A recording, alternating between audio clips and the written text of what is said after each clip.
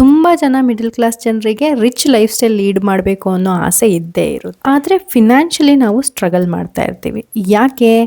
ಯಾಕೆ ಅಂತಂದರೆ we try to copy rich people ಹತ್ರ ಈ ಥರ ಲಕ್ಸುರಿ ಮನೆ ಇದೆ, ನಮಗೂ ಆ ಥರ ಬೇಕು. ಅವ್ರ ಹತ್ರ ಐಫೋನ್ ಇದೆ, ನಮಗೂ ಆ ಥರ ಬೇಕು. ರಿಚ್ ಪೀಪಲ್ ಹತ್ರ ಒಳ್ಳೆ ಗಾಡಿ ಇದೆ, ನಮಗೂ ಆ ಥರ ಗಾಡಿ ಬೇಕು. ರಿಚ್ ಪೀಪಲ್ ಇಲ್ಲೆಲ್ಲ ಹೋಗಿ ಟ್ರಾವೆಲ್ ಮಾಡ್ತಾರೆ, ನಾವು ಆ ಥರ ಹೋಗಿ ಟ್ರಾವೆಲ್ ಮಾಡಬೇಕು. ಸೊ ಅವ್ರು ಏನೆಲ್ಲ ಮಾಡ್ತಾರೆ ಅದನ್ನು ನಾವು ಕಾಪಿ ಮಾಡಿ, ಒಳ್ಳೆ ಬಟ್ಟೆ ಹಾಕ್ತಾರೆ, ನಾವು ಆ ಥರ ಬಟ್ಟೆ ಹಾಕಬೇಕು. So we copy them. But that is not the problem. Copy ಮಾಡೋದ್ರಲ್ಲಿ ಏನು ತಪ್ಪಿಲ್ಲ. ರಿಚ್ ಪೀಪಲ್ ಯಾವಾಗಲೂ ರಿಚ್ ಆಗೇ ಇರ್ತಾರೆ, ಬಿಕಾಸ್ ಅವ್ರ ಹತ್ರ ಆ ಥರ ಸೋರ್ಸಸ್ ಇರುತ್ತೆ. ಬಟ್ ನಮ್ಮ ಮಿಡಲ್ ಕ್ಲಾಸ್ ಜನರ ಹತ್ರ ಏನು ಸೋರ್ಸ್ ಇದೆ? ಇರೋ ಒಂದು ಜಾಬ್. ಆ ಒಂದೆರಡು ಸೋರ್ಸ್ ಆಫ್ ಇನ್ಕಮಲ್ಲೇ ನಾವು ಇದೆಲ್ಲ ಮಾಡಬೇಕು ಅಂತ ಅಂದ್ಕೊಳ್ತಾ ಇದ್ದೀವಿ. ಹಾಗಾಗಿ ವಿ ಆರ್ ಸ್ಟೇಯಿಂಗ್ ಬ್ರೋಕ್. ಹಾಗಾಗಿ ನಾವು ರಿಚ್ ಆಗೋಕ್ಕಾಗ್ತಾ ಇಲ್ಲ.